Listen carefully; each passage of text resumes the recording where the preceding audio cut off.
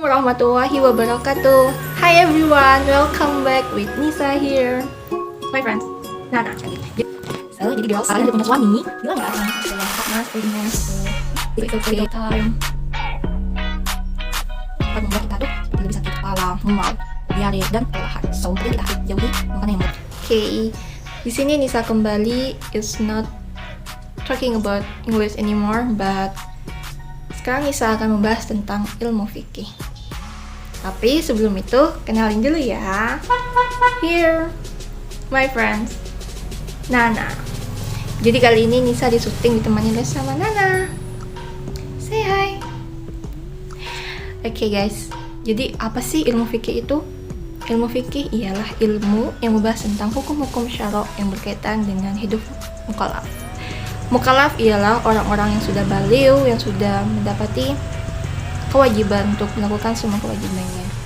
Jadi ilmu fikih ialah ilmu yang membahas tentang segala hukum seperti wajib, haram, sunnah, makruh, mubah, dan sebagainya. Kalau di Indonesia kita kenal dengan Undang-Undang Dasar 1945, jadi kalau di Islam kita kenal dengan fikih yang landasannya yaitu Al-Quran, hadis, qiyas, dan ijma'. Berbicara tentang fikih, kali ini Nisa akan membahas tentang fikih wanita, yaitu tentang haid atau menstruasi. Apa sih menstruasi itu? Jadi menstruasi adalah proses keluarnya darah yang disebabkan oleh luruhnya dinding rahim akibat tidak dibuahi. Dan menstruasi itu lumrah terjadi 1 bulan 1 kali bagi seorang wanita, yang durasi waktunya itu 28 hari. Tapi pada kasusnya ada yang lebih atau ada yang lebih cepat. Jadi darah menstruasi itu adalah darah normal bagi wanita. So maybe ada adik-adik yang sedang menonton video Nisa yang belum merasakan bagaimana itu menstruasi. So don't worry guys, it's normal. Jadi gak usah khawatir ya, karena darah haid itu normal dan pasti dirasakan oleh seorang wanita. Oke. Wanita haid. Berbicara tentang wanita haid yang berkaitan dengan fikih, yang pertama itu adalah larangannya. Jadi ada beberapa larangan bagi wanita haid dalam Islam. Yang pertama itu adalah sholat. Larangan sholat bagi wanita haid tertera dalam hadis Bukhari, yaitu faida akbalat haidatuki wada'i sholah wa ida adbarat fausili angki adam thumma sholli, yang artinya apabila datang masa haidmu, tinggalkanlah sholat, dan jika telah berlalu, mandilah kemudian sholatlah. Jadi sholat merupakan sebuah larangan bagi wanita haid. Kenapa sih? Karena wanita haid itu kotor guys. As we know, syarat sah sholat yaitu adalah suci dari hadas besar dan kecil. Jadi haid merupakan hadas besar, so kita tidak boleh sholat ketika kita sedang menstruasi atau haid. Tahu nggak sih guys, ternyata larangan sholat bagi orang yang haid atau menstruasi itu ada hikmahnya loh. Menurut ilmu kedokteran, orang yang sedang menstruasi, ketika kita melakukan sholat, maka darah banyak yang terdorong ke dalam rahim, sehingga darah-darah yang tidak kotor dan sel-sel darah lain yang memiliki peran penting di tubuh kita akan ikut terdorong melalui rahim dan terbuang secara cuma-cuma.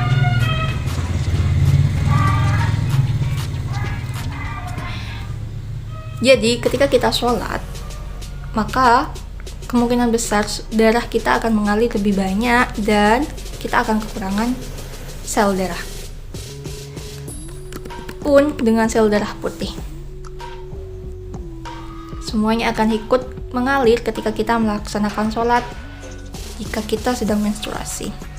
Seorang wanita haid kurang lebih mengeluarkan antara 34 ml darah. Jadi kalau kita sholat sedangkan kita menstruasi, maka darah yang keluar akan lebih banyak. Dan darah putih pun demikian. Hal itu akan menyebabkan kekebalan tubuh kita menurun. Jadi kita bakalan gampang sakit. So guys, Islam spesial itu loh, sampai Islam itu spesial itu Setiap larangannya pasti ada hikmahnya. Islam sangat menyayangi wanita, bukan? So, berbanggalah kalian para muslimah. Oke, yang kedua adalah membaca dan menyentuh Al-Quran.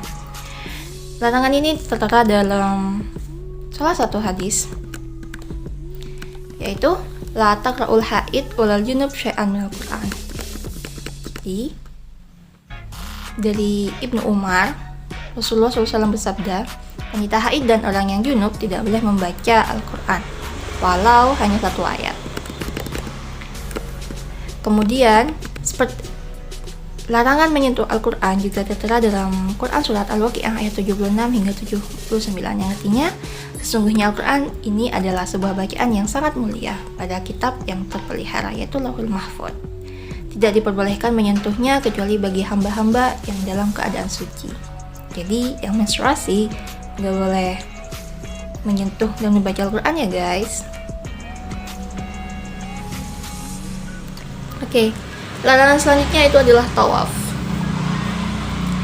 Larangan ini tertera dalam hadis Rasulullah yang diriwayatkan oleh Bukhari dan Muslim, yang artinya, inna hadza syai'un kitabahu azza wa jalla ala banati Adam. If alima yaf'alul hajj ghairu alla tatawuf bil baiti hatta tadhur. Jadi ketika itu Siti Aisyah radhiyallahu anha sedang menangis karena beliau haid. Maka Rasulullah SAW bersabda, haid itu ketentuan Allah Subhanahu wa taala untuk kaum perempuan. Lakukan apa saja yang dilakukan jemaah haji yang lain selain tawaf kecuali kamu telah bersuci. Jadi wanita haid tidak boleh bertawaf di Baitul Haram. Larangan selanjutnya adalah berpuasa. Larangan ini tertera dalam Quran Surat Al-Baqarah ayat 184 hingga 185 yang berbunyi, Syahrul Ramadan alladzi anzala fihi al-Qur'an hudal linnas wa bayyinat minal huda wal furqan. Faman syahida minkum syahral fayasum wa man kana maridan aw ala safarin fa'iddatun min ayyamin ukhra. Yuridu bikumul yusra wa la yuridu bikumul usra. Walitukmilul iddah walitukabbirullaha ala ma hadakum wa la'allakum tashkurun, yang artinya bulan Ramadan ialah bulan yang dalamnya diturunkan Al-Quran sebagai petunjuk bagi manusia dan penjelasan mengenai petunjuk itu dan pembela antara yang hak dan yang batil. Maka dari itu, barang siapa yang hadir pada bulan Ramadan itu atau masih hidup pada bulan Ramadan itu, maka hendaklah ia berpuasa pada bulan itu. Dan barang siapa yang sakit atau dalam perjalanan lalu ia berbuka, maka wajiblah baginya meninggalkan puasa, mengganti atau mengkodok puasa tersebut sebanyak hari yang ditinggalkan itu pada hari-hari yang lain. Allah menghendaki kemudahan bagimu dan tidak menghendaki kesukaran bagimu, dan hendaklah kamu mencukupkan bilangannya dan hendaklah kamu mengagungkan Allah atas petunjuknya yang diberikan kepadamu supaya kamu bersyukur. Jadi wanita haid di sini digolongkan kepada yang marido karena darah haid, darah penyakit. Jadi yang lagi menstruasi atau haid tidak boleh berpuasa dan wajib menggantinya di lain hari. Kalian tanya-tanya nggak sih kenapa larangan sholat kita nggak boleh sholat tapi kita nggak wajib mengkodoknya, sedangkan puasa kita dilarang puasa dan wajib untuk mengkodoknya. Jadi sebuah hadis yang diriwayatkan oleh Aisyah radhiyallahu anha yang berbunyi, ma balul haid taqdi shaum wala taqdi shalah. Faqalat aharuriyah anti qultu lastu bihuriyati walakinni as'al. Qalat kana yusibunah dalika fa nu'maru biqada'i shaum wala nu'maru biqada'i shalah. Yang artinya, seorang sahabat kan bertanya kepada Siti Aisyah, kenapa gerangan wanita yang haid mengkodok puasa dan tidak mengkodok sholat? Maka Siti Aisyah radhiyallahu anha menjawab, apakah kamu dari golongan Haruriyah? Aku menjawab, aku bukan Haruriyah, akan tetapi aku hanya bertanya. Kemudian beliau menjawab, kami dahulu juga mengalami haid, maka kami diperintahkan untuk mengkodok puasa dan tidak diperintahkan untuk mengkodok sholat. Hadis riwayat Muslim. Jadi wanita yang sedang haid atau menstruasi wajib mengqadha puasa, tapi tidak wajib mengqadha sholat. Larangan selanjutnya yaitu berhubungan suami istri. Hai girls, calon istri, Jadi ketika kalian mens atau haid, kalian tidak boleh berhubungan suami istri. Ya girls ya, dear calon istri. Jadi nanti kalian kalau sudah punya suami, kalian bilang, maaf mas, aku lagi haid, Ngayal dulu, realitanya ntar belakangan. Jadi ketika kalian haid, bilang ya sama mas-mas kalian, maaf mas, aku lagi haid. Jadi kalian gak boleh berhubungan sama istri.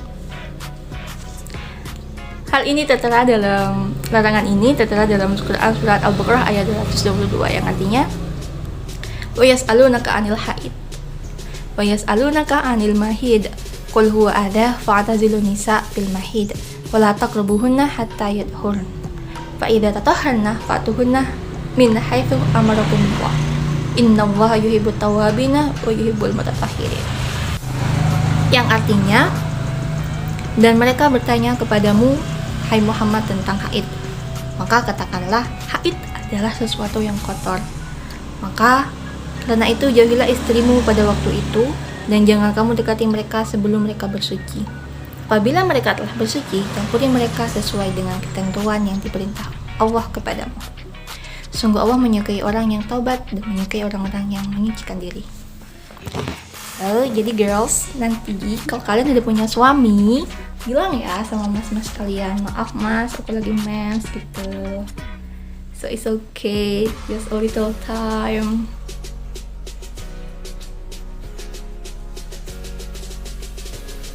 Oke, jadi itu larangan wanita haid menurut Islam. Sekarang kita beralih pada larangan wanita haid menurut kesehatan. Yang pertama yaitu mengkonsumsi alkohol.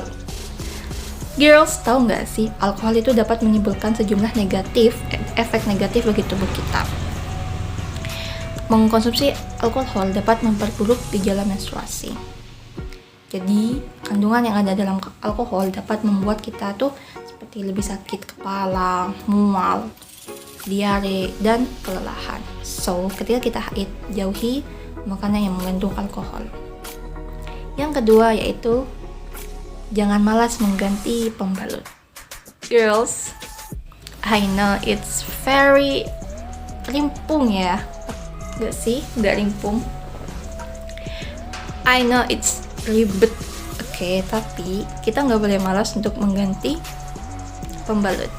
Nah, untung Nana cowok, jadi Nana nggak haid. Pembalut yang jarang diganti dapat menyebabkan infeksi dan ruam di daerah kewanitaan. Jadi biasakan untuk mengganti pembalut 4-6 jam sekali. Oke girls, jangan malas mengganti pembalut. Kemudian yang ketiga, hindari makanan asin. Siapa nih yang lagi menstruasi sukanya ngemil? Yang mood makannya jadi wush, lonjak seketika. Oke, I know it. Aku tahu, Nisa tahu karena Nisa juga mengalami. Jadi ketika waktu kita itu pengennya ngemil terus. But girls, tahukah kalian bahwa makanan asin itu ketika kita menstruasi itu justru dilarang loh. Karena makanan asin mengandung kadar garam yang tinggi menyebabkan kembung atau retensi air yang dirasakan perempuan sekitar waktu menstruasi. Jadi ketika kita mens, kita makan makanan asin, itu kadar asinnya tinggi loh guys. Jadi itu dapat menambah kram menstruasi kita. So, yang merasa kram berlebihan kayak Nisa tuh kalau haid kramnya berlebihan banget, beneran. Hindari makanan yang asin ya guys. Yang terakhir yaitu hindari mengkonsumsi makanan yang berbahan susu.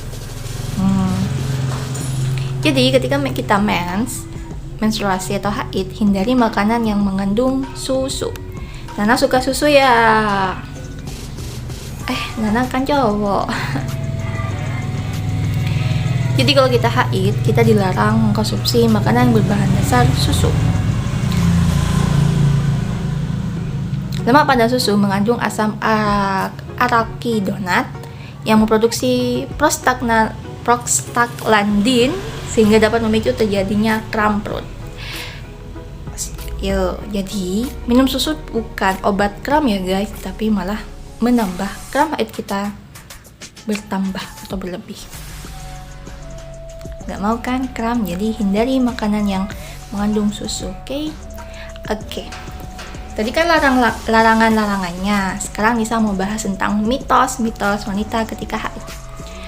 Ada mitos memotong kuku, rambut, dan bersisir.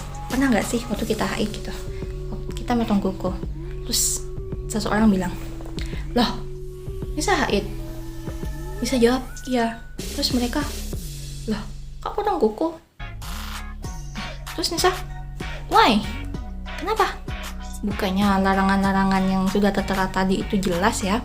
Kalau larangan-larangannya itu cuma sholat, tidak baca dan menyentuh Al-Quran, puasa, tawaf, dan berhubungan suami istri. Terus mana dalil yang melarang wanita haid untuk memotong kuku dan memotong rambut? Jadi Nisa akan membahas di sini. Sebenarnya memotong rambut, kuku, atau bersisir itu tidak dilarang guys. Bahkan dalam suatu riwayat hadis, Rasulullah pernah bersabda seperti ini kepada Siti Aisyah radhiyallahu anha. Ketika itu beliau sedang melakukan haji wada dan Siti Aisyah kedapatan sedang haid. Maka Rasulullah SAW bersabda, "Ingqudi ra'saki wamtashiti wa ahillil bil haji wa da'in umrah." Yang artinya, tinggalkan umrahmu, lepas ikatanmu, dan bersisirlah. Hadis ini diriwayatkan oleh hadis Bukhari dan Muslim. Sahih. Hadis sahih. Jadi, Rasulullah saja menyarankan Siti Aisyah untuk menyisir rambutnya ketika beliau sedang haid. Kenapa kita dilarang? So guys, pelajarannya adalah ketika ada sesuatu larangan, mitos, atau larangan atau anjuran apapun itu, lebih baik kita mengetahui dalil dasarnya terlebih dahulu sebelum kita menurutinya atau mengikutinya. Seperti potong kuku, bersisir, dan potong rambut ketika haid. Kita harus cari tahu dulu dasarnya apa, kenapa dilarang, dan kenapa tidak dilarang. Oke guys, jadi dalil yang Nisa kemukakan kali ini adalah potong kuku, menyisir rambut, dan memotong rambut dibolehkan ketika menstruasi. Bahkan Rasulullah SAW menyarankan kita untuk selalu menjaga kebersihan kita, terutama bagi wanita haid yang konotasinya sedang kotor. Oke, sekian video dari Nisa kali ini. It's buat fikih. Nana dari tadi kok diem sih? Kenapa nggak ngomong? Nana lagi main mood. Oke guys, sekian video dari Nisa. Apabila ada kesalahan, mohon maaf sebesar-besarnya. Akhir kata dari Nisa, wassalamualaikum warahmatullahi wabarakatuh. Dadah, goodbye. Jangan lupa like, subscribe, dan share video Nisa.